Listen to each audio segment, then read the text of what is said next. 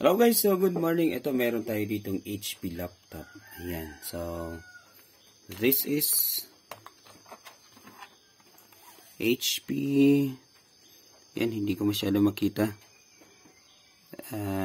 HP Notepad 14. Ayan. So maya, yan ang lagay ko na lang sa title. Right. So ano ba yung problema ng HP laptop na to? So ito, power on natin. Pakitingnan na lang ano yung problema. Ayun.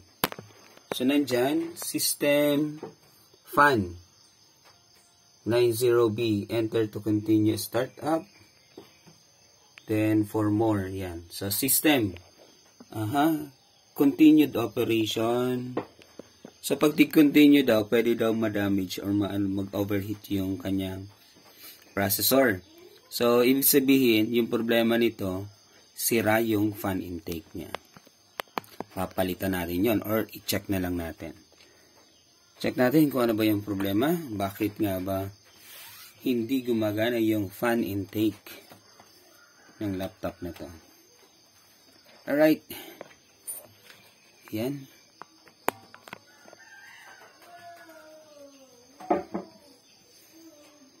Yan, so it's Wednesday morning today. Alright guys, so if you are new to my channel, so please don't forget to subscribe. Palike na din, pakishare ng mga videos natin. Malay nyo, yung kaibigan nyo, naghahanap ng mga ganitong solusyon. So yan, kaya na lang, pakishare na lang guys. Then, you can also leave a comment. So if you have a question regarding laptop, printer, and any appliances, TV, so walang problema. Hanggat kaya natin sagutin, sasagutin natin yan. Ayan, baklasin lang natin. Then bubuksan natin yung pinaka-unit niya para at least malaman natin kung bakit nga ba hindi umiikot yung or hindi nagre-respond yung fan intake. Kung sira na, palitan na natin. Kung hindi naman, ayun, gawin natin, i-repair natin. Pwedeng tanggalin natin yung sensor. Most of the fan, ang nasisira dyan yung sensor. No? So, meron na akong video niyan. Kaya yun. Ay, bungkal na din. Okay. Alright. Binungkal ko na pala.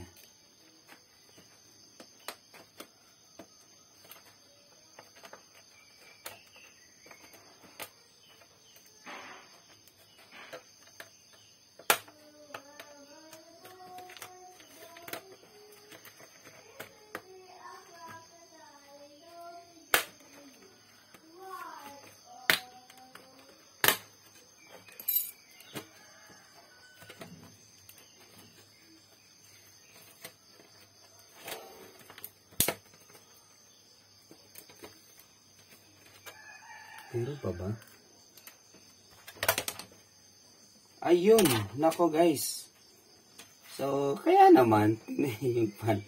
Tingnan nyo yung fan. Bakit nga ba talaga siya hindi? Ayan, yun, hindi na umiikot,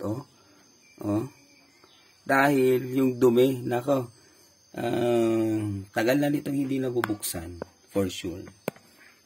Yan, hindi na siya makagalaw. Imagine niyo yan, ayan, Yun hindi na siya masyado makagalaw dahil sa dumi na mayroon siya. Yan yung problema guys. So, yan, linisin muna natin to.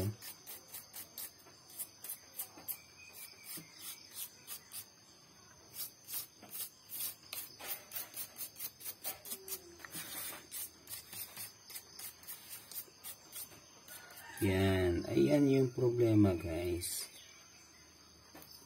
Baklasin natin yung fan niya.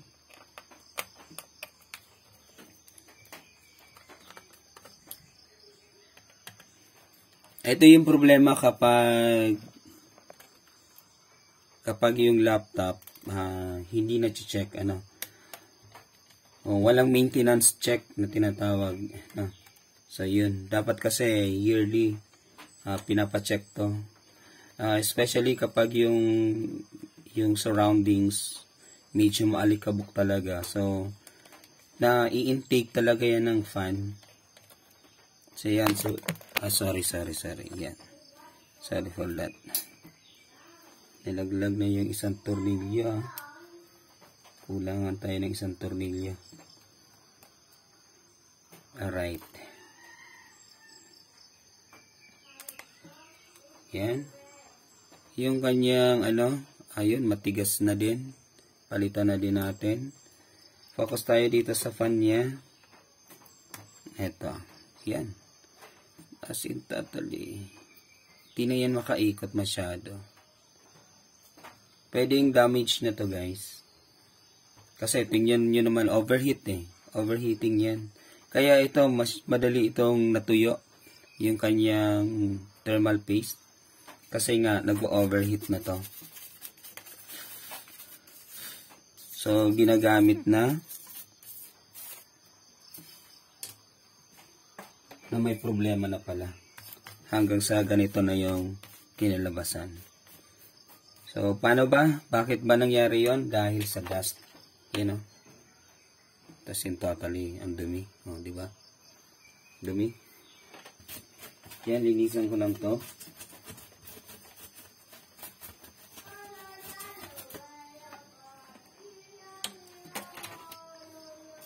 Ito naman, try nating linisin. Then, ibalik natin.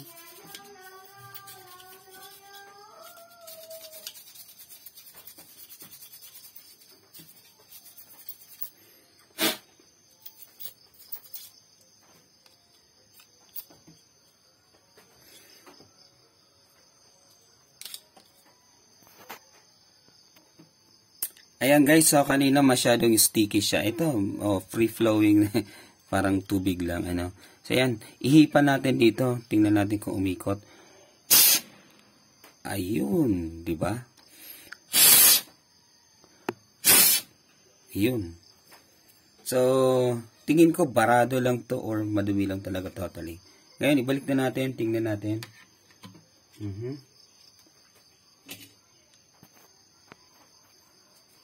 So, ayusin muna natin to.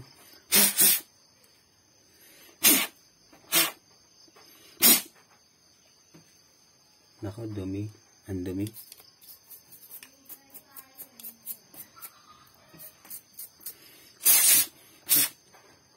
Ayan, so yung oras natin, halos early in the morning na lang tayo nakakapag-repair. Kasi nga, madaming trabaho. So, dami natin ginagawa sa school, kaya yun. Early in the morning, 3 a.m., minsan 2 a.m., gumigising ako para mag-repair ng mga iniiwan ditong mga laptop, then printers. Yan.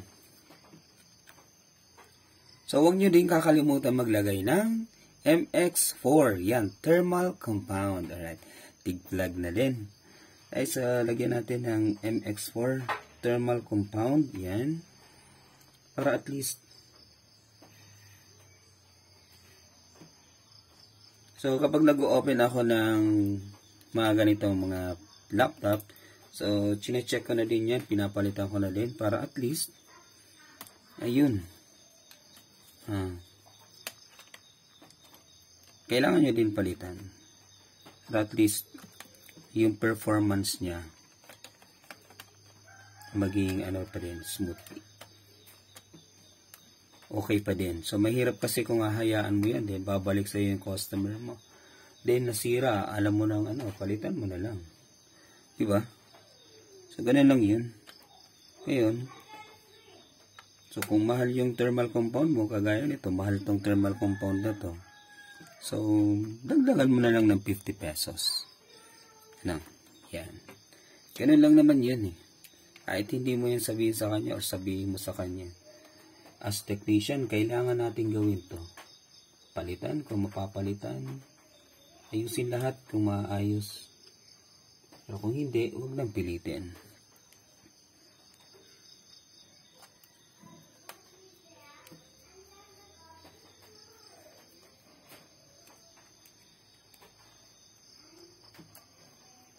Yun na ha. Nanigas yung thermal compound niya, yung thermal paste niya kasi ayun, overheating.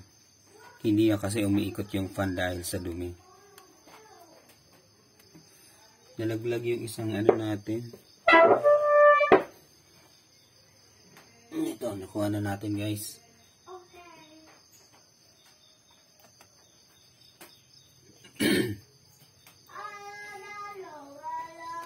So let's open the laptop. Yan.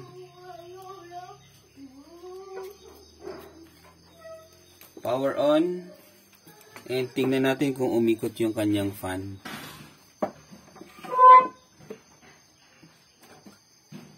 Power on.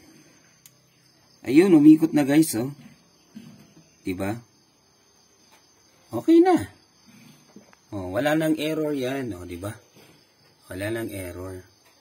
Yun lang yung problema, bakit nga ba may ganong information system fan, ano. So, overheat kapag pinilit mong gamitin yung laptop, pag in-escape mo yon. So, magkakaproblema, madadamage yung processor, unang-una processor. Eto na siya guys, ayan, very good. Ayan guys, oh. Diba? So, hindi tayo nagpalit ng fan intake. Ang nangyari lang, so yun lang, nilinisan lang natin, then nagpalit tayo ng thermal paste para at least maging smooth ulit at hindi masyadong uminit. Ayan. So, yun yun, pinakang iniingatan dito yung processor. Number 1 yan. Ayan, so, if you are new to my channel, so please don't forget to subscribe. Ano guys, so sana natulungan kayo ng video na to. Then, para matulungan nyo din ako, huwag nyo nang i-skip yung ads. Ano guys, so huwag nyo nang i-skip ang ads kapag nanood kayo ng mga videos natin. So yan, kung mayroon kayong mga katanungan, pa-comment na lang guys. Pa-comment na lang at nang masagot natin yung mga katanungan ninyo. Ayan, thank you so much. This is always your Kotek, Aldalto Marino signing out. Peace out guys.